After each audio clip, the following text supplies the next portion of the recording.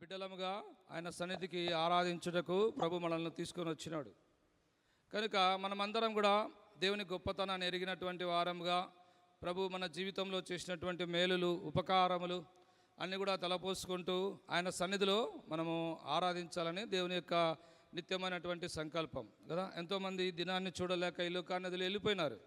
అయితే ప్రభు కృప, ప్రభు ప్రేమ, దేవుడు మనల్ని ప్రేమించి మన ఆయుష్ను పొడిగించినాడు, మనకు ఆరోగ్యం ఇచ్చినాడు, క్షేమం ఇచ్చినాడు, భద్రత ఇచ్చినాడు, ఆశీర్వాదం ఇచ్చినాడు. అలాగున్న ఉదయకాల సమయంలో ఆయన సన్నిధికి మనల్ని నడిపించినాడు. ఆయన సన్నిధిలో కూర్చొని ఆయన మాటలు వినేటటువంటి ధన్యత దేవుడు మనకు అనుగ్రహించినాడు. కనుక మనం ప్రభువును మనము ఆరాధించాలి, ప్రభువును మనము స్తుతించే వారంగా మనం ఉండాలి. ఇక్కడ మనం చూస్తే 2వ దినవృత్తాంతముల గ్రంథము 2వ అధ్యాయం 12వ వచనంలో ఆ చివరి భాగంలో మనం చూస్తే భూమి ఆకాశములకు సృష్టికర్తయగు ఇశ్రాయేలు దేవుడైన యెహోవా స్తుతి నొందునుగాక. కనుక మన దేవుడు ఎలాంటి దేవుడు అంటే భూమి ఆకాశములకు సృష్టికర్త అయినటువంటి దేవుడు. కనుక ఈ దినాల్లో చాలామంది సృష్టికర్తను వదిలి సృష్టిని ఆరాధన చేస్తూ ఉన్నారు. అయితే మనము మన సృష్టికర్తను ఎరిగినటువంటి వారముగా ఆ యొక్క భూమిని, ఆకాశమును, సముద్రమును, అందులోని సమస్త జీవరాశులను కలుగజేసినటువంటి గొప్ప దేవుణ్ణి కలిగి ఉన్నటువంటి మనము ఎంతో ధన్యులము. ఇక్కడ మనం చూస్తే ఇశ్రాయేలుల దేవుడని వ్రాయబడింది. పాత నిబంధనలో ఇశ్రాయేలుకు మాత్రమే ఆయన దేవుడు, ఇశ్రాయేలు ప్రజలను గురించి మాత్రమే నా పరిశుద్ధ జనాంగము, నిర్గమకాండం 19వ అధ్యాయంలో మనం ఆ మాట చూడొచ్చు. నా పరిశుద్ధ జనాంగం అని ఇశ్రాయేలు ప్రజలను గురించి మాత్రమే దేవుడు చెప్తా ఉంటే, నూతన నిబంధనలో మనందరికీ కూడా ఆయన దేవుడు అయినాడు. నూతన నిబంధనలో మనందరికీ కూడా పరిశుద్ధులు అనేటటువంటి పేరు దేవుడు పెడతా ఉన్నాడు. అంతేకాదు రాజులైనటువంటి యాజక సమూహము అనేటటువంటి పేరుతో ఈ ప్రభు మనల్ని పిలుస్తూ ఉన్నాడు. కనుక ఉదయకాల సమయంలో ఈ భూమి ఆకాశములను కలుగజేసిన ఈ సృష్టికర్త అయినటువంటి దేవుణ్ణి మనము ఆరాధించడానికి వచ్చినాడు. అంతేకాదు ఆయన ప్రపంచానికంతా కూడా దేవుడైనాడు. అందుకే ప్రపంచానికి మధ్యస్థానమైనటువంటి ఆ యొక్క ఇజ్రాయెల్ దేశంలో యేసుక్రీస్తు ప్రభుగా ఆయన అవతరించినాడు. మన కొరకు ఆయన సిలువలో క్రయం చెల్లించినాడు. మన పాపముల కొరకు యేసు ప్రభుల వారు సిలువలో మరణించి తిరిగి లేచినారు. మనకు నిత్య జీవం ఇచ్చినాడు, పాపక్షమాపణ ఇచ్చినాడు. ఒకానొక దినమున పరలోకంలో మనం ఉండబోతా ఉన్నాం అనేటటువంటి గొప్ప నిరీక్షణ దేవుడు మనకు కలుగజేసినాడు. కనుక ఉదయకాల సమయంలో ఈ గొప్ప ఘనమైనటువంటి దేవుణ్ణి మనము స్తుతించే వారంగా మనం ఉండాలి, ఆరాధించే వారంగా మనం ఉండాలి. ఇప్పుడు రండి, ఎలాగ ప్రభును మనం ఆరాధన చేయాలి, ఏంటి మన దేవుని యొక్క గొప్పతనము, ఏంటి మన దేవుని యొక్క ప్రత్యేకత, మన దేవుని యొక్క ప్రత్యేకతను ఎరిగిన వారమై, మన దేవుని గొప్పతనాన్ని ఎరిగినటువంటి వారమై ప్రభుని మనము ఆరాధించాలని ప్రభు కోరుతూ ఉన్నాడు. రండి చూద్దాం. ప్రకటన గ్రంథం 5వ అధ్యాయం 12వ వచనం ఎవరైనా చదవండి దయచేసి. ప్రకటన గ్రంథం 5వ అధ్యాయం.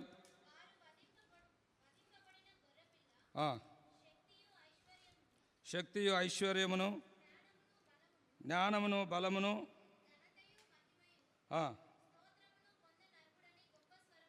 గొప్ప స్వరముతో చెప్పుచుండిరి. కనుక వధింపబడినటువంటి గొర్రెపిల్ల. ఈ గొర్రెపిల్ల ఎవరంటే వధింపబడినటువంటి గొర్రెపిల్ల. ఎందుకు వధింపబడినటువంటి గొర్రెపిల్ల అంటే మనం బడవలసినటువంటి వారము. మన పాపాలను బట్టి, మన అతిక్రమములను బట్టి మనమందరం కూడా చనిపోవలసినటువంటి వారం. అయితే ఈ గొర్రెపిల్ల మనందరికీ ప్రతిగా, మనందరికీ సబ్స్టిట్యూట్గా యేసుక్రీస్తు ప్రభుల వారు సిలువలో ఆయన మరణించినాడు. 3వ దినాన మరణాన్ని జయించి తిరిగి లేచినాడు. కనుక ఈయన వధింపబడినటువంటి గొర్రెపిల్ల, నీ కొరకు నా కొరకు ఆయన వధింపబడినటువంటి గొర్రెపిల్లని దేవుని వాక్యంలో మనం చూడొచ్చు. సంపూర్ణంగా మన కొరకు ఆయన వధింపబడినాడు, సంపూర్ణంగా దహన బలిగా ఆయన అర్పించబడినాడు. ఉదాహరణకు చూస్తే ఊర్లో, పల్లెటూళ్ళలో మనం చూస్తూ ఉంటాం. ఒక జంతువును ఊరంతా తిప్పుతారు వాళ్ళు, ఊరి మధ్యలో తీసుకొని వచ్చి దాన్ని చంపేస్తారు.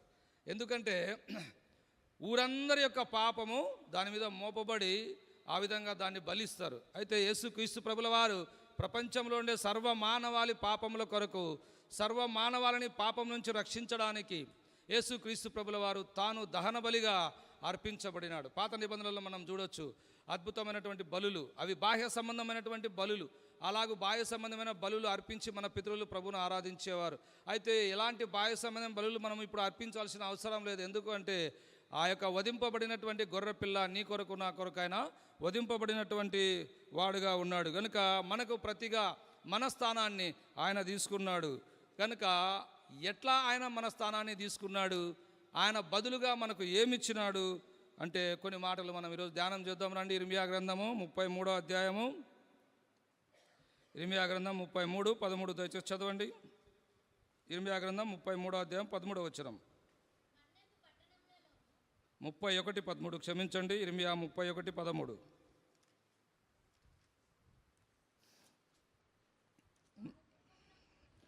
వారి దుఃఖమునకు ప్రతిగా సంతోషమిచ్చి వారిని ఆదరించను, విచారమును కొట్టివేసి నేను వారికి ఆనందము కలుగజేతును గనుక కన్యకులను యవ్వనులను వృద్ధులను నాట్యమందు సంతోషించుదురు. గనుక దుఃఖానికి ప్రతిగా మన దేవుడు మనకేమనుగ్రహించినాడు? ఆయన సంతోషాన్ని అనుగ్రహించిన కనుక ఉదయకాల సమయంలో మనమందరం కూడా దుఃఖములో, బాధలో, చింతలో, విచారములో మనం బ్రతుకుతూ ఉన్నాం కదా. ఇలాంటి స్థితిలో మనల్ని ప్రేమించి దేవాది దేవుడు ఈ లోకానికి రక్షకుడుగా ఆయన దిగి వచ్చినాడు. మన దుఃఖాన్ని ఆయన తీసుకున్నాడు, ఆయన సంతోషాన్ని మనకు అనుగ్రహించినాడు. కనుక దుఃఖము మనది, ఆనందము దేవుంది. అలాగూ విచారము మనది, సంతోషం దేవుంది. అయితే ఎక్స్చేంజ్ ఆఫర్, మన దుఃఖాన్ని ఆయన తీసుకున్నాడు, ఆయన సంతోషాన్ని మనకు అనుగ్రహించాడు.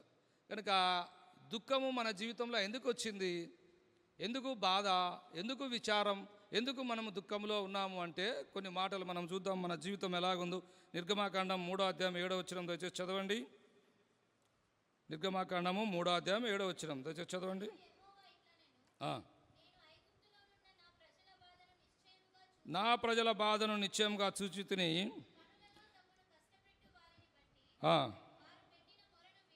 వింటిని, వారి దుఃఖమును నాకు తెలిసే ఉన్నవి. ఇశ్రాయేలు ప్రజలు బహు దుఃఖముతో నిట్టూర్పులు విడుస్తూ దేవుని సన్నిధిలో ఎన్నో సంవత్సరాలు వాళ్ళు ప్రార్థన చేస్తే ఈ వచనంలో మనం చూడొచ్చు, చూచి తిని అంటా ఉన్నాడు కదా. ఈ దేవుడు పరలోకంలో నుండి చూచినాడు.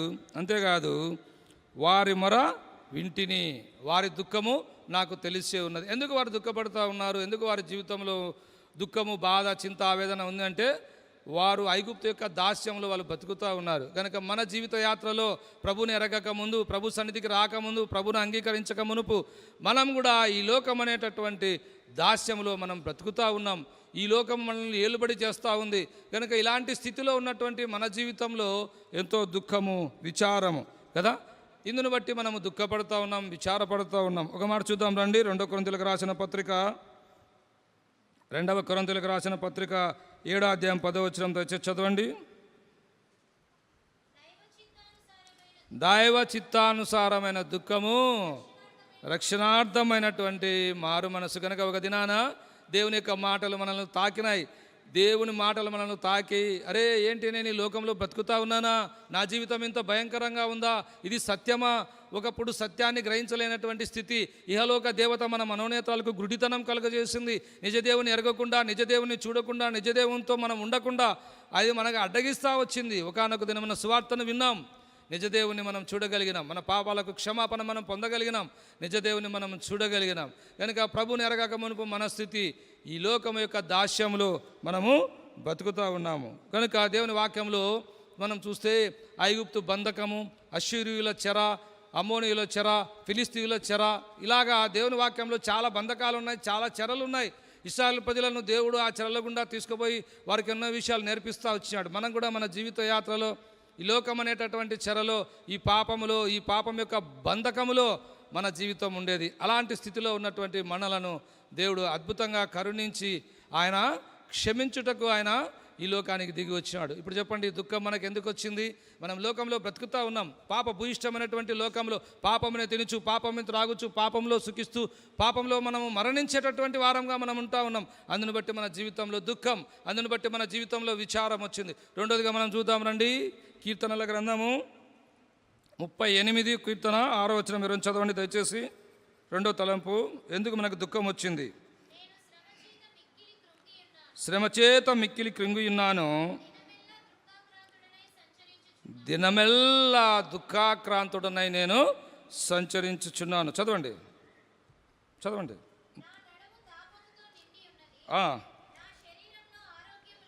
లేదు, సొమ్మసిల్లి బహుగా నలిగి ఉన్నాను, నేను శ్రమ చేత మిక్కిలి కృంగి ఉన్నాను, దినమెల్లా దుఃఖాక్రాంతుడనై. ఎందుకు దినమెల్లా దుఃఖం చెప్పండి? దినమెల్లా దుఃఖమే అంట. ఇక్కడ దావీదు అంటా ఉన్నాడు, దినమెల్లా నా జీవితంలో దుఃఖం, దుఃఖం, విచారము. ఎందుకంటే దావీదు రాజు దేవునికి విరోధంగా పాపం చేసినప్పుడు పశ్చాత్తాపముతో దేవునికి మొరపెడతా ఉన్నారు. దేవుని వాక్యంలో మనం చూస్తే 32వ కీర్తనలో, 38వ కీర్తనలో, 51వ కీర్తనలో ఏ విధంగా దావీదు తన పాపాన్ని ఒప్పుకున్నాడో మనం చూడవచ్చు. అద్భుతంగా దావీదు తన పాపాన్ని ఒప్పుకున్నాడు. దేవుడు దావీదు పాపాన్ని క్షమించినాడు. కనుక చరిత్ర చెప్తాది, దావీదు బత్షెబాతో పాపం చేసినప్పుడు 2 సంవత్సరాలు ప్రతిరోజు తానెంతో దుఃఖపడతా వచ్చినాడు, తానెంతో బాధపడతా వచ్చినాడు. చరిత్ర చెప్తా ఉంది. దానికి కారణం తన యొక్క పాపం. కనుక మన జీవిత యాత్రలో పాపం అనేటటువంటి ఈ యొక్క పాపం మనల్ని ఏలుబడి చేస్తూ ఉంది కనుక, పాపం మనల్ని పరిపాలిస్తూ ఉంది కనుక, పాపం యొక్క కాడి కింద మనం ఉన్నాము కనుక మన జీవితంలో ఎప్పుడు దుఃఖము, బాధ, చింత, ఆవేదన. ఎవరు నా పాపాలు క్షమిస్తారు, ఎవరు నాకు మోక్షం ఇస్తారు, నేను ఎలాగో పరలోకానికి వెళ్ళగలను, ఈ శిక్ష నుంచి నేను ఎలాగో తప్పించుకొనగలను, ఎప్పుడు కూడా చింత మన జీవితంలో మనకు ఉండేది. ఇంకొక మాట చూద్దాం రండి, 38:7. ఈ చింత ఎలాగుంది? 38:7 కీర్తన.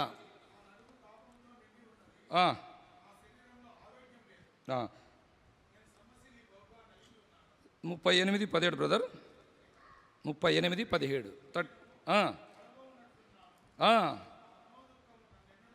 ఏం దుఃఖం అంట ఇది? మనోదుఖము, ఇంగ్లీష్లో డిప్రెషన్ అంటారు. దావీదు తన యొక్క పాపం చేయటాన్ని బట్టి డిప్రెషన్లోకి వెళ్ళిపోయినాడు. కనుక మన జీవితంలో మనకు కూడా మనోదుఖము, ఆత్మలో దుఃఖము, మన మనసులో దుఃఖము, ఆవేదన. ఎందుకు అంటే మనము పాపంలో బ్రతుకుతూ ఉన్నాం, పాపంలో మనము జీవించుచున్నట్టుని బట్టి. కనుక దిస్ ఈజ్ అవర్ కండిషన్. ఇది మన స్థితి. ప్రభుని ఎరగక మునుపు మన స్థితి ఇది. మొట్టమొదటిగా లోకం యొక్క దాస్యంలో మనం బ్రతుకుతూ ఉన్నాము. రెండవదిగా పాపంలో మనం బ్రతుకుతూ ఉన్నాం కనుక మనకు దుఃఖం. మూడవదిగా చూద్దాం రండి, 116వ కీర్తన 3వ వచనం. 116వ కీర్తన 3వ వచనం. మరణ బంధములు నన్ను చుట్టుకొని ఉన్నాయి. చాలు. కనుక మరణ బంధములు చుట్టుకొని ఉన్నాయి. కనుక మన జీవిత యాత్రలో పాపాన్ని బట్టి మనం ఏం తెచ్చుకున్నాం? దేవుని వాక్యంలో రాయబడింది, ఒక మనుష్యుని ద్వారా పాపము, పాపం ద్వారా మరణము లోకంలోకి ఎలాగ ప్రవేశించనో అలాగనే మనుషులందరూ కూడా పాపం చేయటం ద్వారా మరణం ఏమైంది? అందరికి కూడా సంప్రాప్తమైంది. అందుకే దేవుని వాక్యం చెప్తా ఉంది, పాపము వలన వచ్చు జీతము మరణం. కనుక మన పాపాన్ని బట్టి మనం ఏం తెచ్చుకున్నాము?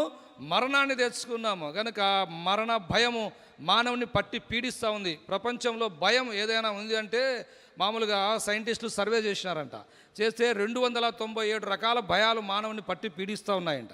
297 రకాల భయాలు మానవుని పట్టి పీడిస్తూ ఉంటే అందులో మరణం అనేటటువంటి భయము మానవుని భయంకరంగా పట్టి పీడిస్తూ ఉంది. ఎవరైనా మనకు చెప్పినారనుకో, రేపు నువ్వు చచ్చిపోతావు అంటే ఈరోజే మనం చచ్చిపోతాం. ఆ భయంతో ఈరోజే మనం చచ్చిపోతాం. ఎందుకంటే మరణం అంటే అందరికీ భయం. 90 సంవత్సరాల వాళ్ళ దగ్గరికి పోయి దేవుని వాక్యం చెప్తే వాళ్ళు ఏమంటారు? అబ్బా మోకాల నొప్పులు ఉన్నాయన్నా, లేలేకపోతాడా, కూర్చోలేకపోతాడా. అప్పుడు ఏం పర్వాలేదులేమ్మా, దేవుడు చూసుకుంటాడు అంటే, భరించలేకపోతా ఉన్నా, ఇది లేకుంటే ఇంకా కొన్ని రోజులు బతికేటోళ్ళు కదా అని. అంటే ఇంకా బతకాలని మానవునికి ఆశ. తన మరణ దినము తెలిసినప్పటికీ కూడా బతకాలనే ఆశ. అంటే ప్రతి ఒక్కరిలో కూడా మరణ భయం ఏలుతూ ఉంది, మరణ భయం ఏలుతూ ఉంది. కనుక మన జీవిత యాత్రలో మనకెప్పుడు కూడా దుఃఖము, చింత, ఆవేదన ప్రభు సన్నిధికి రాకముందు. దానికి కారణం మనమందరం కూడా లోకం యొక్క దాస్యంలో మనం బ్రతుకుతూ ఉన్నాం. రెండోదిగా మనం చూస్తూ వచ్చినాం, పాపంలో మనం బ్రతుకుతూ ఉన్నాం. మూడోదిగా మనము చూస్తూ వచ్చినాము మరణము. కనుక మన యొక్క పాపాన్ని బట్టి మరణం అంటే నిత్యమైనటువంటి ఎడబాటు, నిత్య దేవునితో నిత్యమైనటువంటి ఎడబాటు మనం కలిగి ఉన్నాం. కనుక ఈ మరణము నిత్యమైనటువంటి మరణము. యుగాయుగములు ఆ యొక్క అగ్నిగంధకములతో మండు గుండములో మనమందరం కూడా పాలు పొందవలసినటువంటి వారం, పాతాళానికి వెళ్ళిపోవలసినటువంటి వారం. పాతాళం గురించి నేను ఒకచోట ధ్యానం చేస్తే ఏం రాయబడిందంటే, 3వ అంతస్తులో నుంచి ఒక వ్యక్తిని దొబ్బినారనుకోండి, కిందికి ఇలా తోసినారనుకోండి, ఆ వ్యక్తి వెనక నుంచి ఏ విధంగా పడినప్పుడు ఆ వ్యక్తి ఫీలింగ్ ఏ విధంగా ఉంటుందో, మనం పాతాళంలోకి వెళ్ళేటప్పుడు ఎడ్జ్ లేదు దానికి. మనం అట్లా పోతానే ఎక్కడికి పోతానో అర్థం కాని పరిస్థితి. చుట్టూ భయంకరమైనటువంటి చీకటి, భయంకరమైనటువంటి అరుపులు. ఒక వ్యక్తి పనులు కొరికితే ఎట్లుంటుంది? అసహ్యం అనిపిస్తుంది. రేయ్ నోరు మూసుకోరా అంటాం కదా. ఇంకొకసారి 2 వ్యక్తులు పనులు కొరికినారనుకో మనకి ఎట్లుంటుంది? అలాగే కొన్ని వేలు పనులు కొరికే సౌండ్ భరించలేం మనం అది. కనుక దీనికి కారణం మనలో ఉన్నటువంటి పాపం. ఇది మన స్థితి ప్రభువుని ఎరగక మునుపు. అయితే గొప్ప దేవుడు, అద్భుతమైనటువంటి దేవుడు వీటన్నిటిలో నుంచి మనల్ని తప్పిస్తా వచ్చినాడు. ఒక మాట చూద్దాం రండి. ఒక మాట చూడండి, యెషయా గ్రంథం 53:34. దానికి ముందుగా మత్తయి సువార్త 26:38 చదువుదాం. Matthews gospel chapter 26 verse 28. Mattayi సువార్త 26 అధ్యాయం 28 వచనం దయచేసి చదవండి. ఇది నా రక్తము పాపక్షమాపణ నిమిత్తం 26:38 అండి. మత్తయి సువార్త 26:38. అప్పుడు యేసు మరణమగునంతగా బహు దుఃఖములో మునిగి ఉన్నది. నాతో కూడా మెలకుగా నుండునని వారితో చెప్పాను. ఇక్కడ యేసుక్రీస్తు ప్రభుల వారు మరణమగునంతగా తన ప్రాణము దుఃఖములో ఉందంట. దేనికి కారణం ఏంటి? అప్పుడు పైవచనంలో మనం చూసినట్లయితే యేసుక్రీస్తు ప్రభుల వారు సాగిలపడి 39వ వచనంలో ఆయన సాగిలపడి, తండ్రి సాధ్యమైతే ఈ గిన్నె నా నుండి తొలగించు. ఎందుకు ఆ మాట మాట్లాడుతూ ఉన్నాడంటే, ఆ గిన్నెలో ఏముందంటే మానవుని యొక్క దుఃఖము, మానవుని యొక్క చింత, మానవుని యొక్క ఆవేదన, మానవుని యొక్క విచారము అంతా కూడా ఆ గిన్నెలో ఉంది. కొద్దిసేపట్లో ఆ గిన్నెను యేసు ప్రభుల వారు త్రాగబోతా ఉన్నారు. భరించలేనటువంటి బాధ, దుఃఖం తాను అనుభవించబోతా ఉన్నాడు. అందుకొరకు తండ్రిని మొరపెట్టుకుంటా ఉన్నాడు. ఆయన ఏమంటా ఉన్నాడు? నీ చిత్త ప్రకారమే నేను దాన్ని అంగీకరిస్తూ ఉన్నాను అని తాను అంగీకరిస్తూ వచ్చినాడు. దీని అర్థం ఏంటంటే, నీ దుఃఖము ఆయన తీసుకున్నాడు, నీ బాధ ఆయన తీసుకున్నాడు, నీ విచారము ఆయన తీసుకున్నాడు. అందుకే యెషయా గ్రంథకర్త అంటాడు, యెషయా గ్రంథం 53:4 చూడండి దయచేసి. నిశ్చయముగా అతడు మన రోగములను భరించెను, మన వ్యసనములను వహించెను, ఆయనను మెత్తబడిన వానిగాను, దేవుని వలన బాధింపబడిన వానిగాను, శ్రమనందిన వానిగాను మనం అతనిని ఎంచితిమి. ఇక్కడ మనం చూస్తే ఆయన మన రోగాలను భరించినాడు, మన వ్యసనాలను వహించినాడు. ఈజ్ ద మ్యాన్ ఆఫ్ సారో.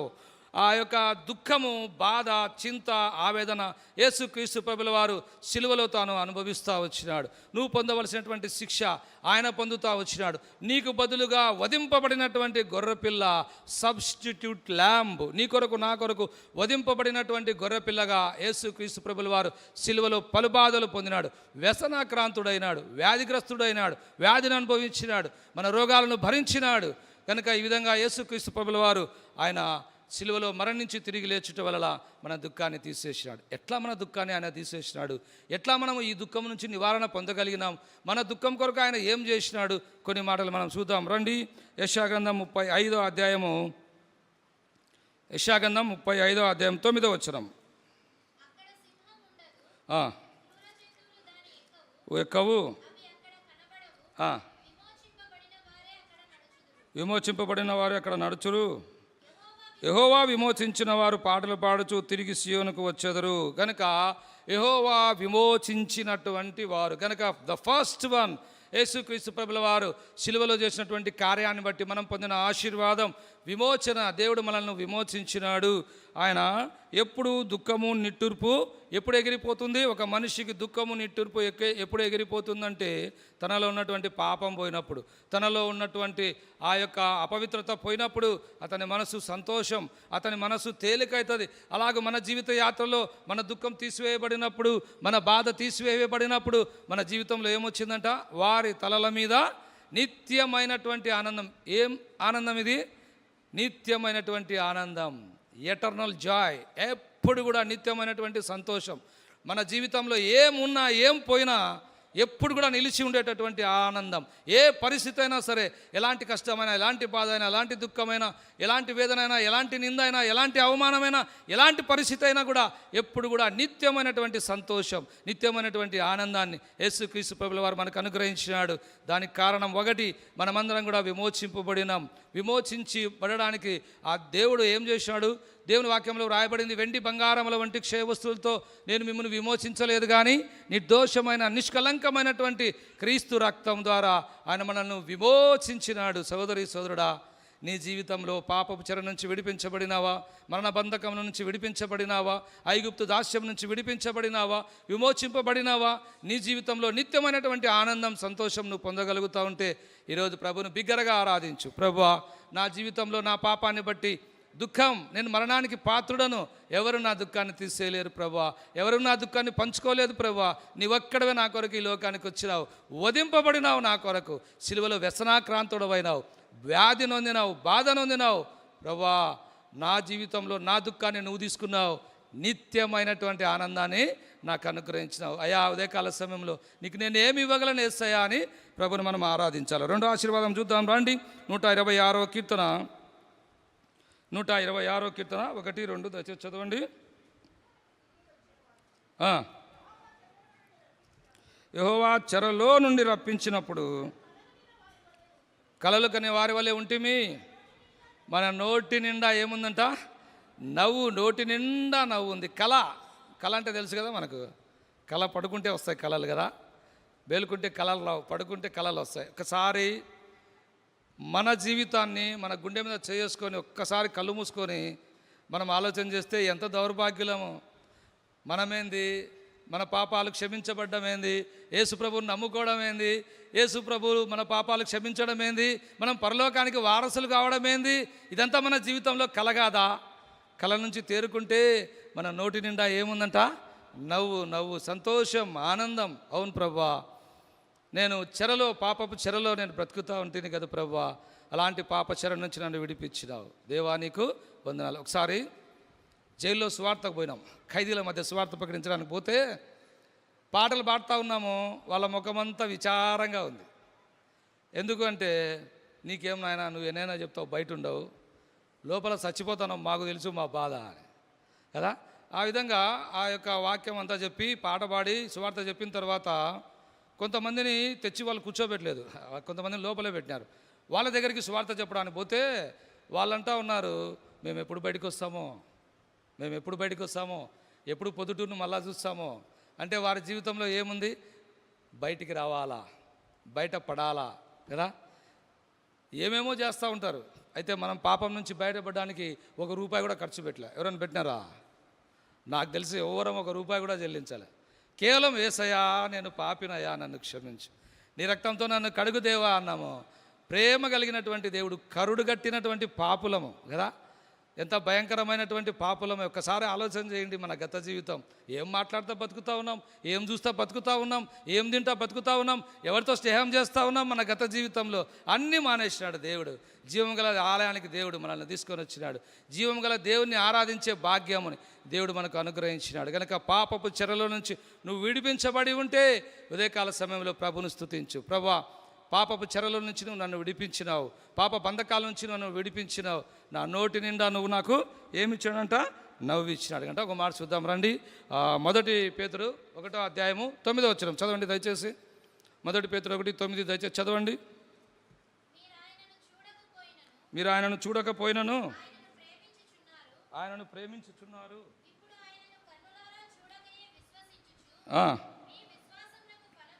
మీ విశ్వాసమునకు ఫలమును ఆత్మరక్షణను మనము పొందినాం. తర్వాత చదవండి. చెప్పనాశక్యమును మహిమాయుక్తమైనటువంటి సంతోషం. చాలండి. ఇక్కడ చెరలో నుంచి మనల్ని విడిపించి మన ఆత్మకు రక్షణ దయచేసినాడు, మన ఆత్మకు ప్రొటెక్షన్.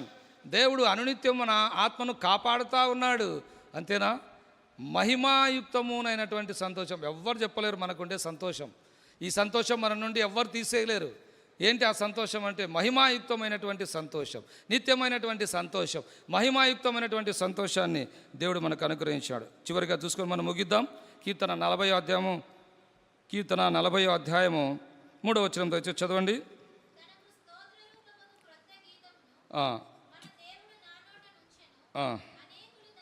దాని పై వచనం చదవండి.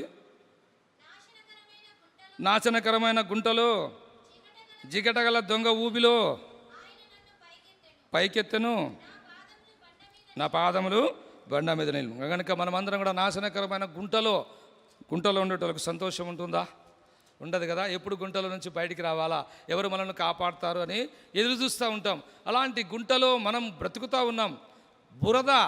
బురద అందరికీ అసహ్యం కదా. అయితే మనం కూడా అలాంటి అసహ్యమైనటువంటి బ్రతుకు మనం బతుకుతూ ఉన్నాం. అసహ్యకరమైనటువంటి జీవితంలో మనం జీవిస్తూ ఉన్నాం. నాచరికరమైనటువంటి గుంట ఎవరు రక్షించలేరు, ఎవరు మనల్ని కాపాడేవారు లేరు. దేవుడొక్కడే మనల్ని వెతుక్కుంటూ ఈ లోకానికి వచ్చినాడు. మన కొరకు ఆయన సిలువలో ప్రాణం పెట్టి తిరిగి లేచినాడు. ఆ యొక్క గుంట నుండి మనల్ని ఆయన లేవనెత్తినాడు. మన జీవిత యాత్రలో మనకేమిచ్చినాడంట, ఆ యొక్క బండపై మన అడుగులు స్థిరపరిచినాడు. కనుక ఉదయకాల సమయంలో నిత్యమైనటువంటి ఆనందం, చెప్పనాశక్యము మహిమాయుక్తమైనటువంటి ఆనందం నీ జీవితంలో పొంది ఉంటే ప్రభు నువ్వు స్తుతించు. ఇదొక్కటి చూసుకొని మనం ముగిద్దాం. చివరిగా ఈ ఆశీర్వాదం చూసుకొని మనం ముగిద్దాం. 131 ఇర్మియా 31:13 చదవండి దయచేసి. ఇదొక్కటి చూసుకొని మనం ముగిద్దాం. ఇర్మియా 31:13.